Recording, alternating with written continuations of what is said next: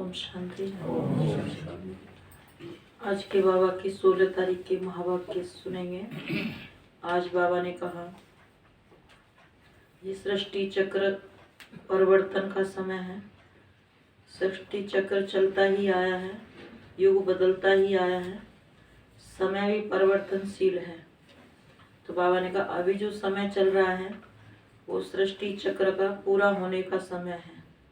ऐसे पूरा तो खैर नहीं होता, ये परिवर्तन होता है। फिर भी कहेंगे कि सतयुग, त्रेता, द्वापर, कलयुग, कलयुग का अंत, ये सबसे बड़ा परिवर्तन है कि सतयुग से नई शुरुआत होती है और किसी युग में इतना बड़ा परिवर्तन नहीं होता है जिसके बाद सतयुग आए। तो इस कलयुग में सबसे बड़ा परिवर्तन है दिन रात का। जो बाबा कहते हैं, जो इस कलयुग में इन आँखों से जो आप देख रहे हो, ये सतयुग में कुछ भी नहीं होगा, कुछ भी नहीं रहेगा। जो सतयुग में था वो कलयुग में आज कुछ भी नहीं है। उसकी निशानियां हैं, निशानी भी कोई रियल नहीं है, सब आर्टिफिशियल है। तो कितना बड़ा अंतर है। इसीलिए कई विश्वास भी नहीं करते, कहते ऐसा हो ही नहीं सकता है।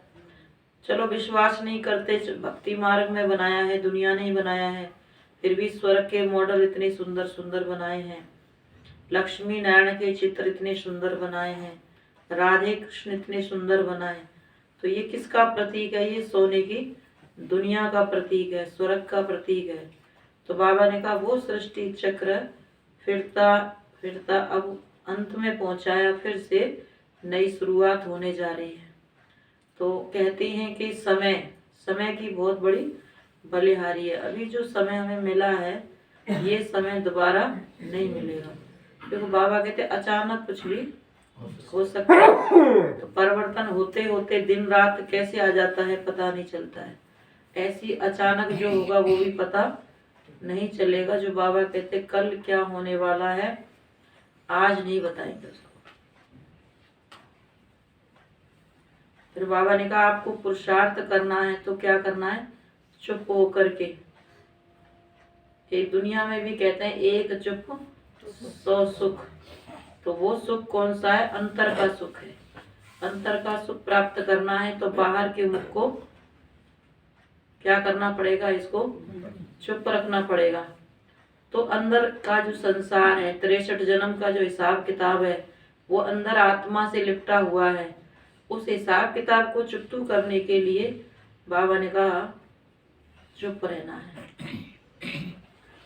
तो आज के महावाक्य, बाप को और चक्र को, मीठे बच्चे बाप को और चक्र को याद करो।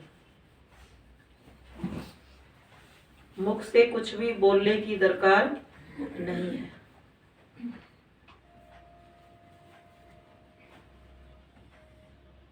जैसे बाबा कहते हैं अगर आपने 1 घंटा किसी को ज्ञान सुनाया, भाषण किया, तो कितना नशा चढ़ जाता है, कितनी खुशी होती है कि आज हमने बहुत अच्छी सेवा की या बहुत अच्छी सेवा हुई आज। लेकिन जब हम 1 घंटा योग कर लेते हैं या 2 घंटा अपने आप को मौन में रखते हैं तो उसका सुख उससे भी कई गुना ज्यादा होता है, कि उससे अंदर की प्राप्ति होती है, सुख की प्राप्ति होती है। तो एक बाहर का सुख, दूसरा अंतर का सुख। तो हमारा जमा करने का जो खाता है या चुकतू करने का है वो सब क्या है? अंतर का सुख है, जो बाबा कहते चुप रहना है। तो बाप और चक्र को याद करो, मुख से कुछ भी बोलने की दरकार नहीं है। सिर्फ इस नरक से दिल हटा दो तो तुम एवर निरोगी बन जाएंगे।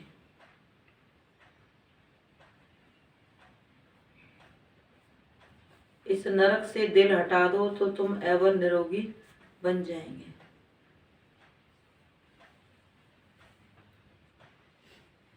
प्रश्न, बाप डायरेक्ट आकर अपने बच्चों की श्रेष्ठ प्रारब्ध बनाने के लिए कौन सी राय देते हैं?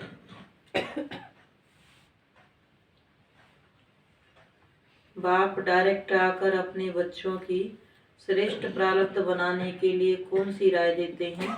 तो बाबा ने कहा उत्तर में, बच्चे अब तुम्हारा सब कुछ खत्म होने वाला है, कुछ भी काम नहीं आएगा।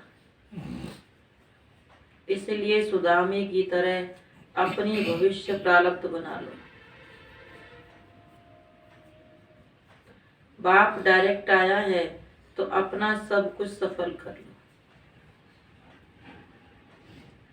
हॉस्पिटल कम कॉलेज खोल दो जिससे बहुतों का कल्याण हो। बाबा ने कहा ईश्वरीय सेवा में लगाओ। सेंटर बाबा ने कहा खोलो। सेंटर भी ऐसे नहीं खोल दो ना, वो भी श्रीमत अनुसार खोलो, तो उसमें सेवा भी होगी तो वो ताकत वाली सेवा होगी। सबको रास्ता बताओ, श्रीमत पर सदा चलते रहो।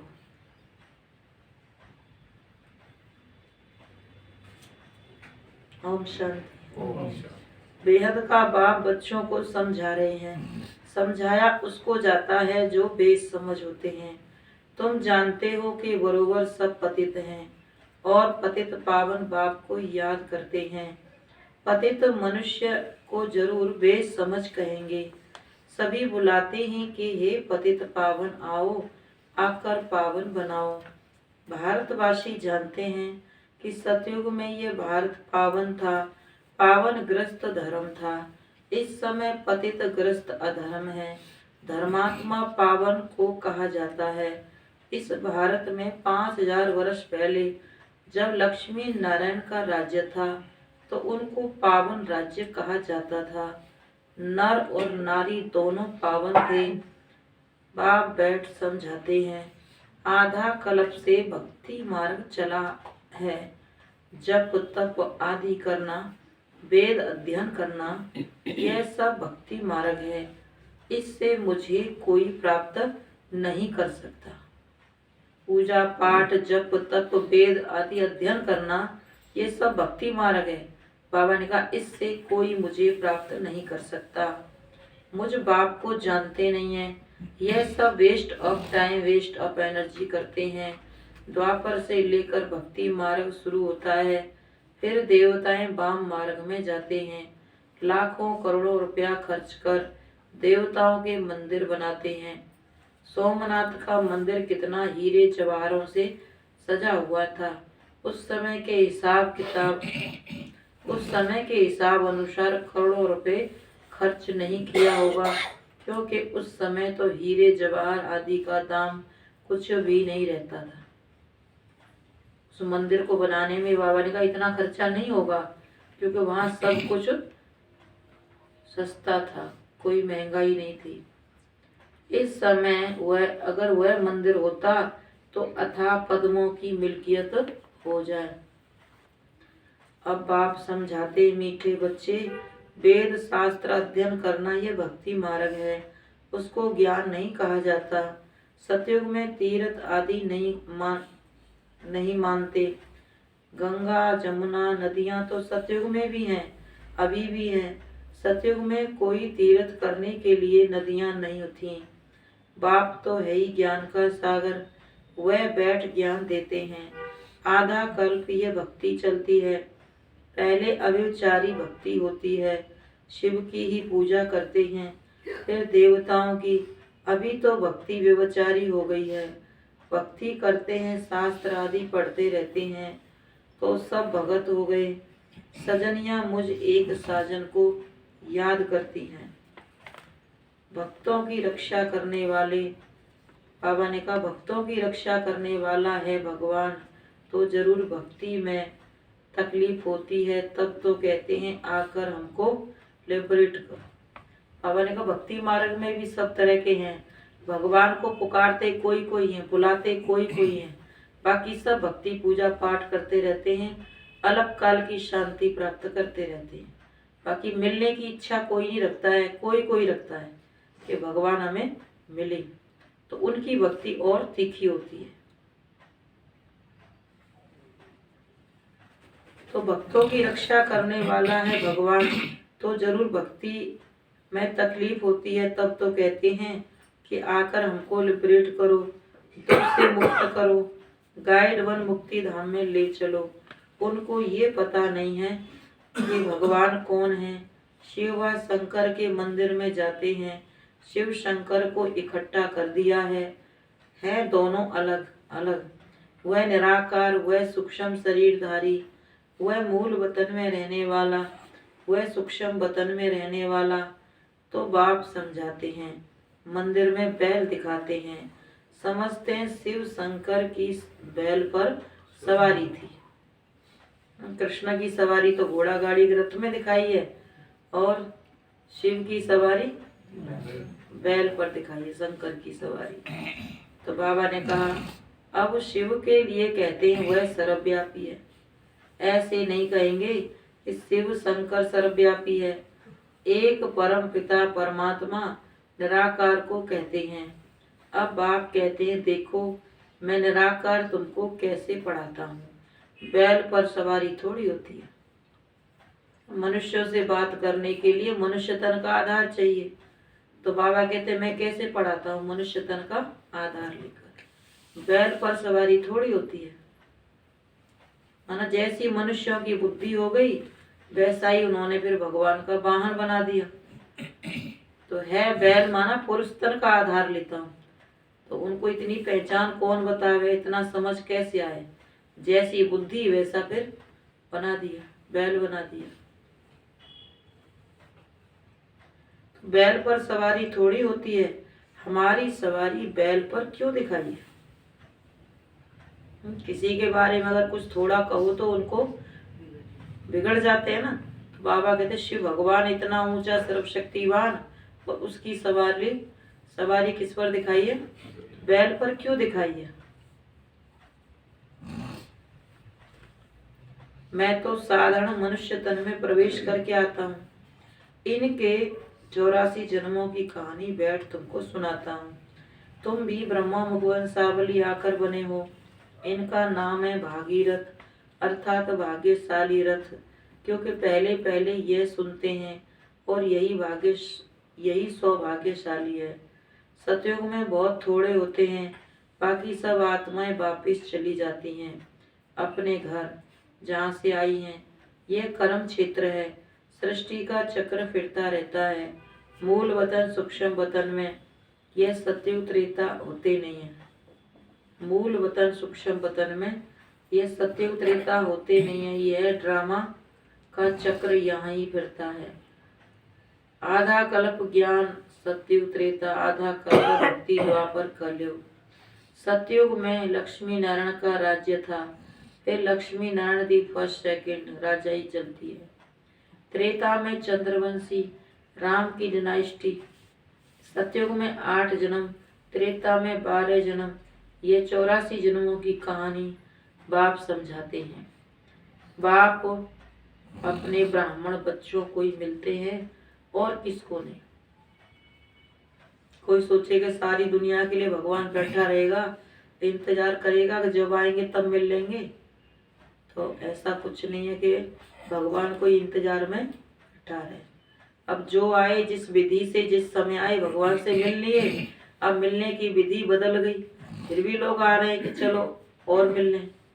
तो उनको वो प्राप्ति तो नहीं हो रही है, और ये प्राप्ति भी बदल जाएगी, परिवर्तन हो जाएगी, फिर भी चाहेंगे भगवान से मिलने।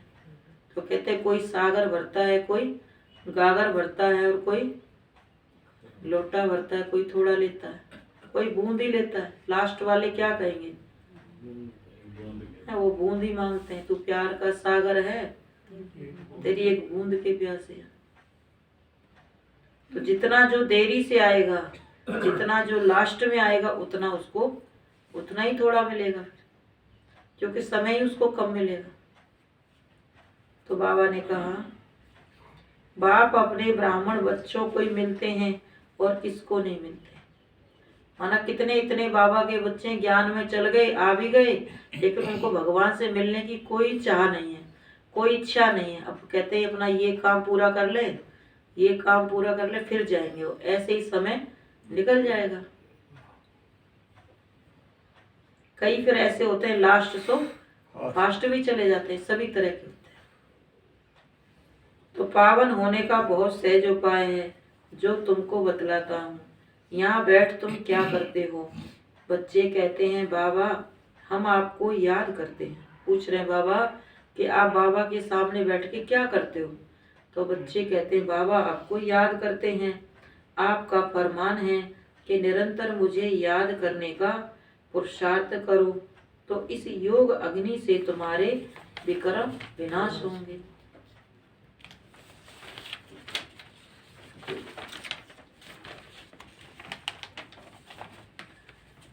फिर तुम पवित्र सतो प्रधान बन जाएंगे।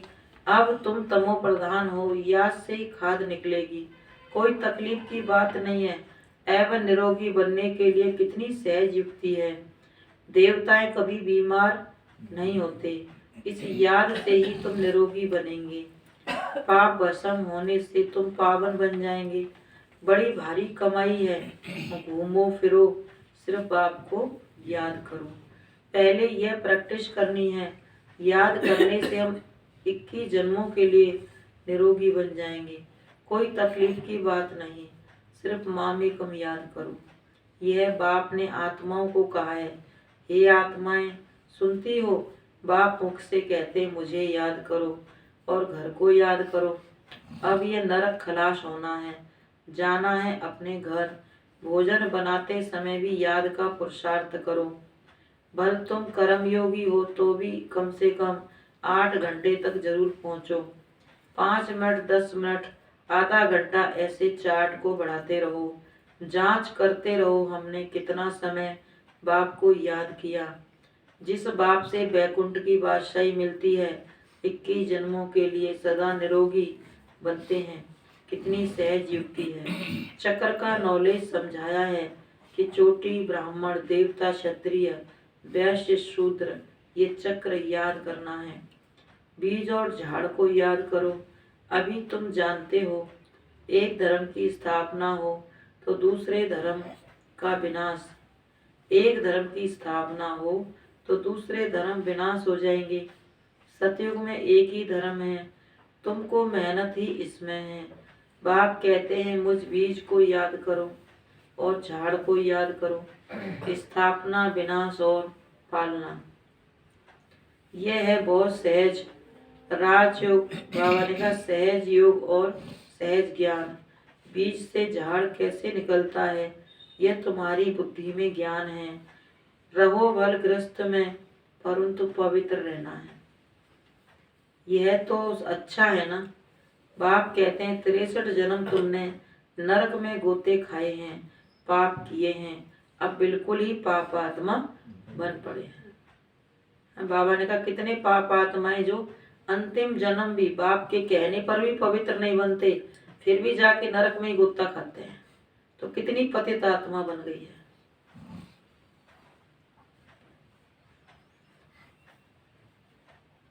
तो कितने पाप किए हुए हैं, अब बिल्कुल ही पापात्मा बन पड़े हो। रावण की मत पर चलते आए। बाबा इतना समझाते हैं फिर भी नहीं समझते। रावण की मत पर चलते आयो। गांधी भी राम राज्य चाहते थे, इसका मतलब रावण राज्य में थे। मनुष्यों की बुद्धि कितनी मलिन हो गई है, कुछ भी समझते नहीं है। अब बाबा ने कहा स्वर्ग कब था किसको पता नहीं है। लक्ष्मी नारायण को 5000 वर्ष हुए, ये किसको मालूम नहीं है। सतयुग की आयु लाखों वर्ष कह देते हैं। आधा कल्प है ज्ञान, आधा कल्प है भक्ति। फिर जब पुरानी दुनिया हो जाती है तो आता है वैराग्य।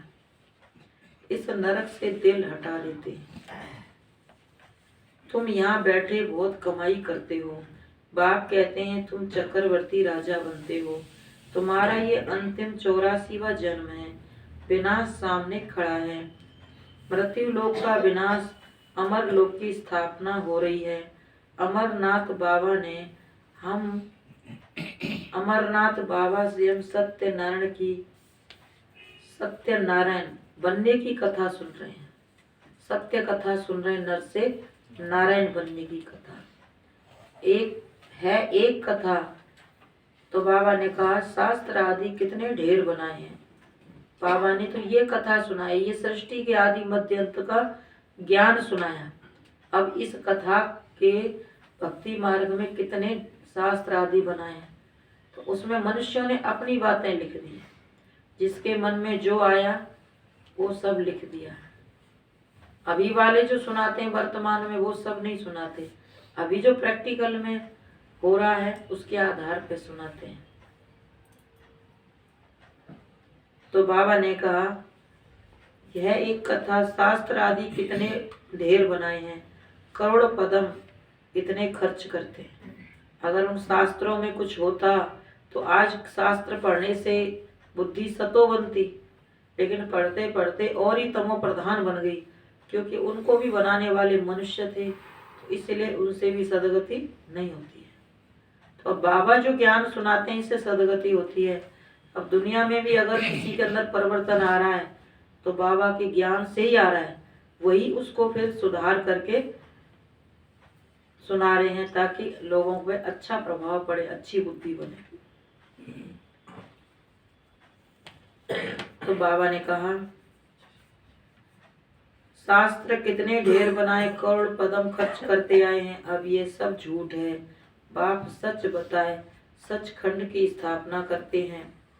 कितना अच्छी रीति समझाया जाता है, कैसी भी अबलाएं गड़काएं अहिल्याएं उस स्वर्ग का मालिक बन सकती हैं। तुम्हारे पास अभी क्या रखा है?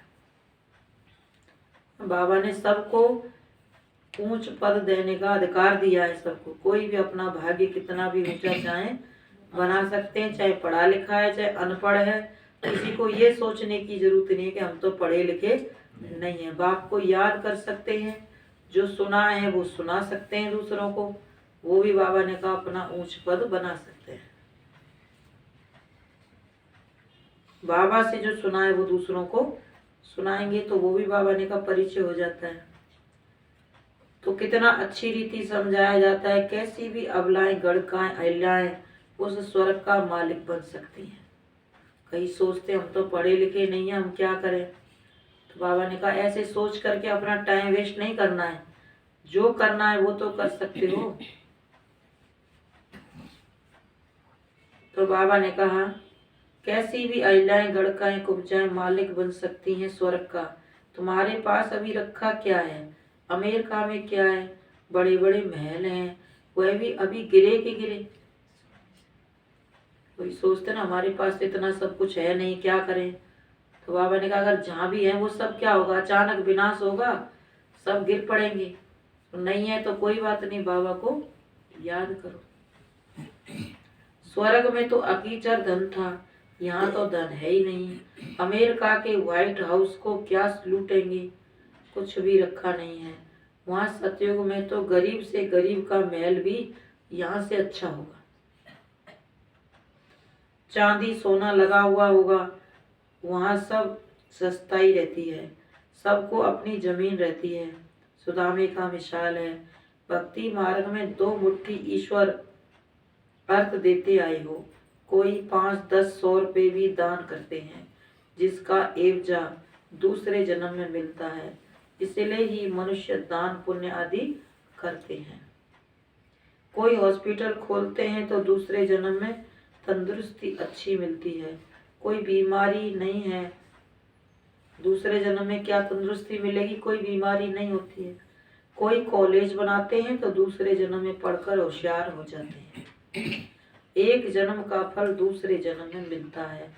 अब परम पिता परमात्मा निराकार बाप तो दाता है। ये बाबा भक्ति के फल की बात बता रहे दुनिया में। अब बाबा तो निराकार दाता है। बाप कहते हैं बच्चे एक हॉस्पिटल कम कॉलेज खोलो, सेंटर खोलो, जहाँ रहने का प्रबंध भी हो और जहाँ बाबा का ज्ञान योग भी सिखाया जा सके। इसमें बहुतों का कल्याण होगा। इसका फल तुमको 21 जन्मों के लिए मिलेगा। वह इनडायरेक्ट 1 जन्म के लिए, यह डायरेक्ट 21 जन्मों के लिए प्रारब्ध मिलती है। क्योंकि अब बाप डायरेक्ट बैठे हैं, समझाते हैं। अभी ज़्यादा क्यों मिलेगा इसका फल? क्योंकि बाबा डायरेक्ट बैठकर समझा रहे हैं। भक्ति में तो परमात्मा समझाने वाला नहीं था, जिसके जो मन में आया उसने किया। पारलौकिक बाप है तो बाबा ने कहा जो भी करते आए हैं रास्ता बाबा समझाते हैं, तुम्हारा सब कुछ खत्म होने वाला है। महल माड़ियाँ आदि सब मिट्टी में मिल जाएंगी। इसलिए अब भविष्य की कमाई करो जो तुम्हारे काम आए, जो भी आए उसको रास्ता बताओ। बाप को याद करो तो तुम्हारी कट निकलेगी, पारलौकिक बाप है।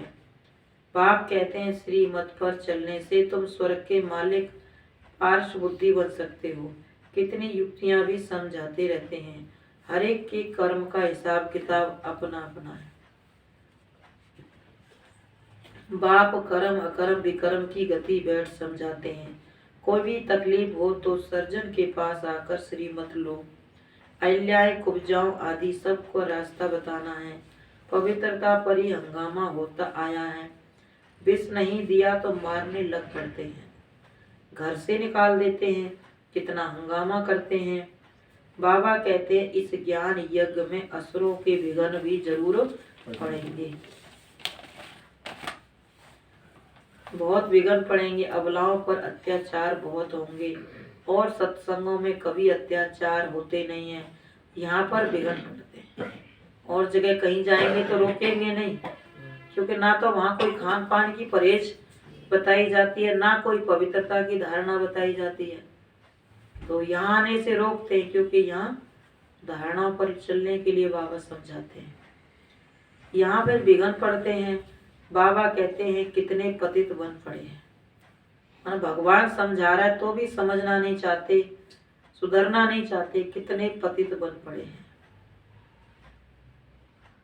अभी तुम पवित्र बनते हो पावन दुनिया का मालिक बनने के लिए।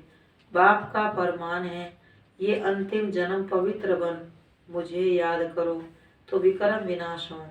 इसका नाम ही है सहज राजयोग, और कोई शास्त्रों में ये युक्ति नहीं है। गीता में है देह के सब धर्म त्याग, मुझ अपने बाप को याद करो। अब श्री कृष्ण तो भगवान है नहीं, भगवान सब आत्माओं का बाप एक है। शरीर का लोन लिया है, यह भाग्यशाली रथ है। इनको खुशी तो होती है कि मेरा शरीर भगवान के काम लाते हैं। इस ब्रह्मावा को बहुत खुशी है कि मेरा शरीर कम से कम भगवान की सेवा के कार्य तो आया, काम आया। इस शरीर में बाप आकर सबका कल्याण करते हैं, बाकी बैल आदि नहीं है। इन बातों को नया कोई क्या समझे। अच्छा मीठे मीठे सिकी लदे बच्चों प्रति माता पिता बाप दादा का याद प्यार गुड मॉर्निंग। रूहानी बाप की रूहानी बच्चों को नमस्ते। हम रूहानी बच्चों की रूहानी माता पिता बाप दादा को गुड मॉर्निंग और नमस्ते नमस्ते। धारणा के लिए मुख्य सार है, इस अंतिम जन्म में संपूर्ण पवित्र बन बाप की याद में ही रहना है।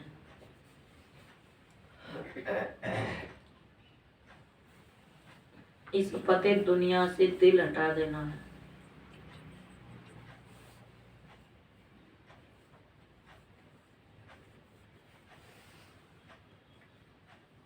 दूसरी पॉइंट, स्वदर्शन चक्रधारी बनना है। हॉस्पिटल कम कॉलेज खोल अनेकों का कल्याण करना है।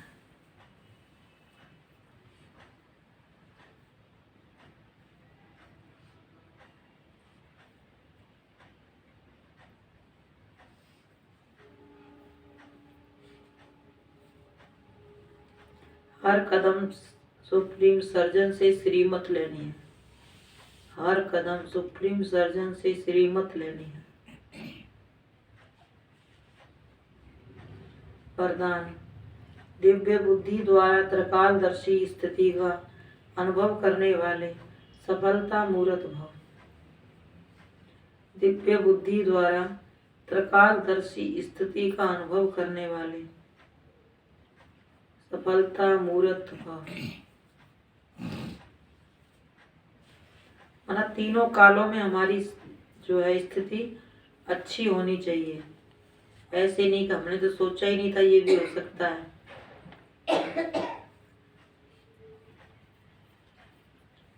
ब्राह्मण जन्म की विशेष सौगात है दिव्य बुद्धि।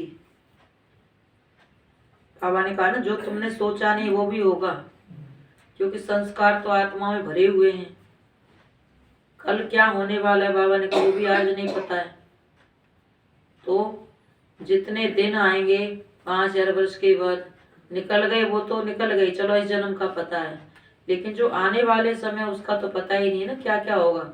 उसके लिए बाबा ने कहा दिव्य बुद्धि तुम्हें बाबा से मिली है, तुम त्रिनेत्री हो, त्रिकालदर्शी हो।